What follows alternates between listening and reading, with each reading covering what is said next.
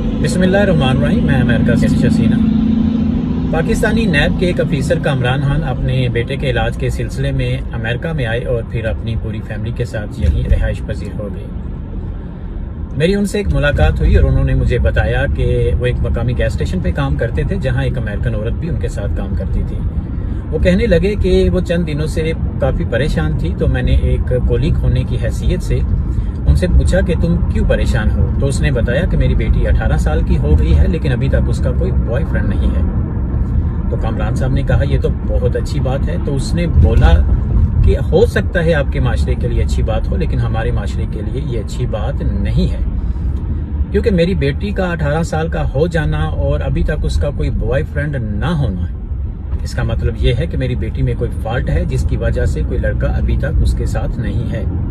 تو اگر میری بیٹی میں کوئی فالٹ ہوا تو میں اپنی بیٹی کو اتنے عرصے کیسے اپنے پاس رکھوں گی؟ اور اگر بالفرض میں اپنی بیٹی کو اپنے پاس رکھ بھی لیتی ہوں تو میرا بوائے فرینڈ نہیں مانے گا، اور اگر میرا بوائے فرینڈ مان بھی جائے تو میں نہیں چاہوں گی۔ اب اس کے آگے اس کا کیا مطلب ہو سکتا ہے یہ آپ بخوبی سمجھتے ہیں، اور یہ امریکہ کے کلچر کی ایک چھوٹی سی مثال ہے۔ اپنے رب کا لاکھ لاکھ شکر ادا کریں کہ جس نے آپ کو خاندانی سسٹم دیا۔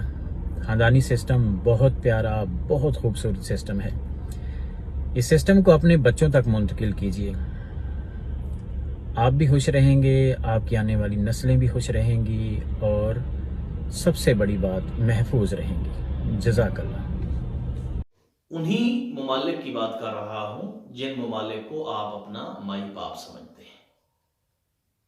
تو ان ممالک میں جو خاندانی سسٹم ہے وہ یہ ہے، آپ کے سامنے ہے۔ آپ اس سے اچھی طرح سے اندازہ لگا سکتے ہیں کہ وہاں کوئی باپ نہیں ہوتا، کوئی ماں نہیں ہوتی۔ یہ جو واقعہ سنایا ہے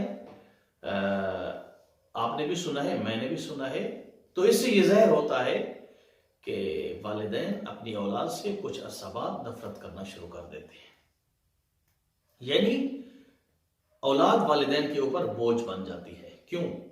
کیونکہ اصل میں وہ جس انداز میں اس کو پیدا کرتے ہیں، جس انداز میں اس کا نطفہ ٹھہرتا ہے، یا جس انداز میں وہ اس کو حاصل کرتے ہیں، تو پھر اس کے ساتھ ایسے ہی ہونا ہے جیسے یہ واقعہ سنا رہے تھے۔ اسلام کیا دیتا ہے ہمیں؟ اسلام ہمیں ایک خاندانی سسٹم دیتا ہے۔ اسلام خاندانی سسٹم دیتا ہے۔ کیا دیتا ہے؟ اسلام ہمیں دیتا ہے کہ آپ شادی کریں، ایک ریلیشن شپ ہے آپ دونوں کی، آپ شادی کریں اپنی رضا کے ساتھ، آزادی کے ساتھ، کوئی جبر نہیں، کچھ بھی نہیں ہے۔ شادی کریں، جب بچے پیدا ہوں، شادی کرنے کے بعد اس سے جو پہلا سٹیپ ہے وہ یہ ہے کہ آپ شادی کریں، شادی کرنے کے بعد جو نان نفقہ ہے، روٹی پانی مکان، یہ شوہر کے اوپر واجب ہے۔ عورت کے اوپر ہے کہ بچے کی پرورش کرے، اچھے طریقے کے ساتھ بچے کے ساتھ رہے، یہ عورت کی ذمہ داری ہے، گھر کے اندر رہنا۔ تو یہ کتنی خوبصورت نظام ہے جو اسلام نے دیا ہے، اور کتنی بدترین نظام ہے جس کی یہ مثال سنا رہے تھے، اور مجھے بہت پسند آئی ہے ان کی ویڈیو جو میں نے آپ کے سامنے پیش کر دی ہے۔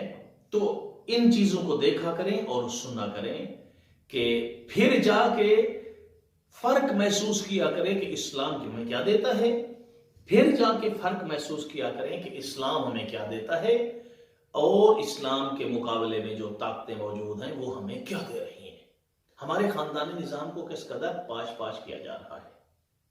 تو اس سے یہ بات واضح ہو جاتی ہے کہ اسلام سے ہٹ کر کہیں پر بھی کوئی ایسا خاندانی نظام نہیں ہے جو اسلام کے پاس ہے۔ دعا ہے کہ اللہ تعالی ہمیں اسلام کی تعلیمات کے اوپر عمل کرنے کی توفیق عطا فرمائے۔ والحمدللہ رب العالمین۔